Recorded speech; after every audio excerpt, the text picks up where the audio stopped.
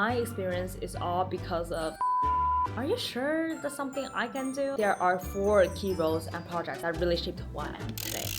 Hello everyone, welcome back to my channel. Today I want to use this video to answer some questions about me, especially my school and early career journey. I hope this video can be helpful for you guys out there who might find a little bit of yourself in my story. A quick self-introduction.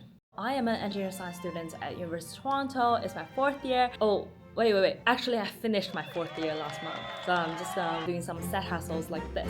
Last month, I have already shot a video like this. I was in the middle of editing. Everything was on my micro SD card, which got snapped. So here we are again. But don't worry, we're gonna do this as if this is the first time. Overview!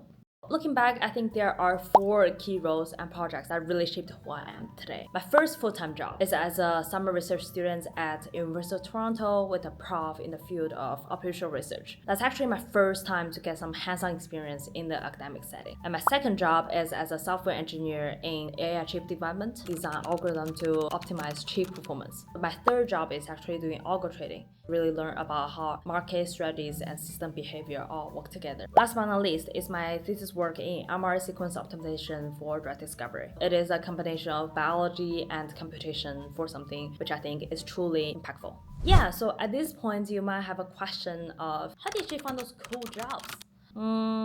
It's all luck. Yeah, okay, see you guys. It is all luck, but if you want to hear about some story, this is mine. For my first job, I basically have no experience back in second year. Started with writing a lot of cold emails to all different profs. I wrote an email talking about how I understand their problem, their paper. I grabbed a few keywords that I understood from the paper and then connected back to the things I learned. It's very lucky that he would like to take me and give me the first research opportunity. And for my second job, chip development, it's actually because my friend, she got into this company first. She went through the interview and she come back, told us what is job expected to be like and what company doing and this entire field. Because at the time I was like, chip development? Are you sure that's something I can do? Because I don't understand why they need to hire software engineer for that. I'm only a user for chip. I don't know how chip works. However, after my friends introduced me to this field and this company, I find their work is actually very inspiring. A lot of people don't know that I went to their company website 3 times to look for a role that actually suits my skill set, but I didn't find any. It's the last time when I was like lying on bed and then scrolling my phone and I saw one position open. I applied it. That is how I get into the interview. I actually talked with the HR after I got to work with them. At the time, they were interviewing a lot of other candidates, so they closed the application. However, after they find they're not the best fit for this position, they decided to open it again. I saw that by chance. Maybe scroll the company website before you go to sleep. I don't know, that's some advice you should take, but don't be anxious and do whatever makes you happy. After 12 months, I basically have 2 options. The first one is to stick with the previous company for another 4 months, continue to do the work that I have been doing for a year, but I still like it because I was still learning and growing. And the second option is to go apply something else. So what would you do? At the time, I decided to talk to my mentor. And my mentor was like, you are young, you should try something when you have the chance. Okay, so what is the thing that's so different from chip development? The side that I looked at was finance. I applied a bunch of roles in different finance companies. Just as the previous role, I went to OA, Super Day, technical interviews, rounds of that. Then I got the offer. At the time, they give me an Excel sheet. There's a comment area. Leave anything you want to say to us. I was like, when I did the research to the company, I think their trading system is pretty good. I said something like, I want to do trading related work. I want to be close to trading as much as possible. The hiring manager actually saw that. He was like, this girl seems to be passionate about trading, so let's put her in the algo trading team. So that's how I get into that group and had an amazing summer with them. Last but not least is my thesis work.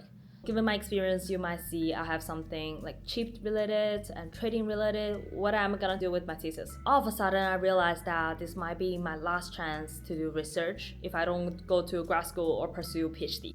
Back to when I was applying for university, in all my personal statements, I was saying like, I want to find a non-invasive diagnosis for Alzheimer's, for example, and possibly a cure. That actually triggers me to look for a prof in the field of computational biology, and I want to do some human impacted research work. Any advice? Question mark. If you're looking for some advice, my first thing is not technical at all. Step 1, eat well, sleep well. At least sleep some, eat some. Your health is so important. Second step, take a break. This is related to your mental health. I would say maybe a day a week if possible, but if not possible, you have tons of things to do, an afternoon week. It doesn't have to be a weekend afternoon. It can be any afternoon when you find it sunny and you can put your work on the side for 2 hours, enjoying the sunshine, enjoying your time with yourself. Think about something else. Listen to music. I would say be alive is the most important thing. Without that, everything else that I'm gonna say does not matter at all. A second one, take some courses for you as a human being, not just as an engineering student. Of course, you're gonna take a lot of fundamental courses. You have to learn that, and that's something that's gonna get you into the interview and get a job for you. However, there are a lot of courses that are very interesting, probably gonna fit your interest. If you have time, you can take a look at them at least. For me personally, I took 2 courses which I think is very inspiring. First one is the Introduction to the History of Photography. It is a course talking about the revolution of photography, how it was invented, how it revolves with time. It is very inspiring because that's something really, really different from all my other engineering courses. Through the course writings where I find my creative side is actually expressed, I just feel like a brain massage. You know, your brain also needs massage. The second course is a leadership course, but it is about self-leadership, which is actually very important because that's something we're gonna do as a step 1. From the course, I actually learn a lot more about myself, and that's something I can carry on to the rest of my life. Number 3, do not get discouraged in your early years. Why did I say that? It's because in my second year, summer experience wasn't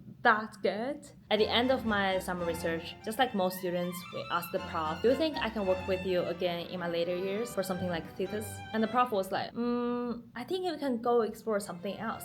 Well, I guess it kind of makes sense because at the time I wasn't technically strong enough to produce something really good and then can lead to a paper. But what the prof says is actually very discouraging to me. However, at the time, there's another PhD talking to me. She's like, nobody knows who you're gonna become in the future. You should not be defined by who you are at your second year. And also your capability, expecting not to be that strong because there are a lot of things you haven't learned yet. Carrying that belief and moving forward when it's coming to my thesis prof. At the end of semester, a thesis prof actually wrote me that he's glad to have me on his project and he's proud of what I've done.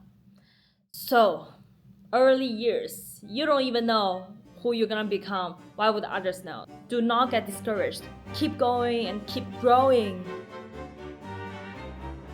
Number 4, you should let others know what you want to do. You can see that without my friends, I wouldn't know about the chief development job, company, the field. I wouldn't think I'm able to do that. At the time, she know that I'm open for a lot of options and I don't dislike this kind of work. And then when she introduced the work to me, actually willing to challenge myself by something that I wouldn't expect at all. Also, for my thesis work, my friends at the time, they all know that I want to do something like biology related. And there's a friend, he actually saw my thesis prof posting about his past work on LinkedIn and then forwarded it to me. That's how I get to know this prof and actually apply to his lab. So make sure people around you who care about you, who are interested in helping you, they know what you want to do. Maybe one of your friends come across an opportunity and introduce it to you. Last but not least, I know some of you are probably still in high school and you're like, I want to get some research experience. How can I do that? The first thing is not many high school students have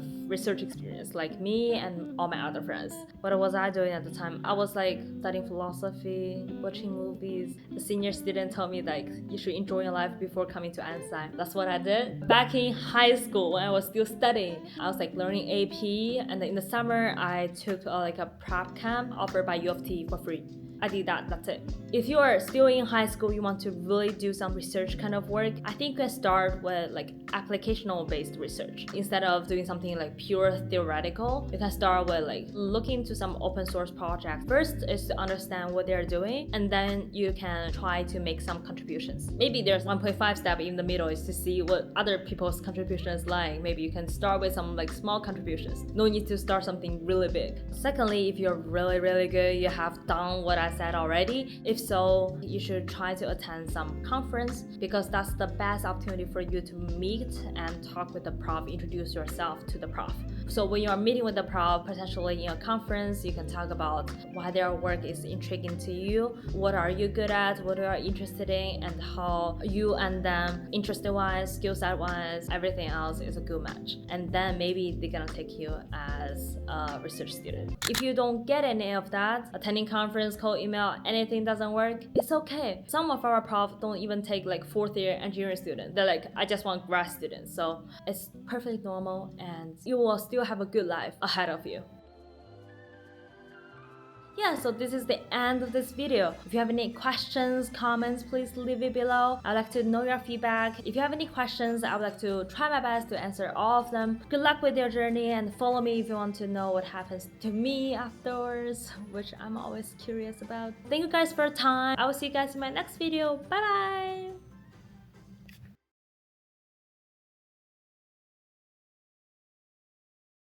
And I am swallowing blood.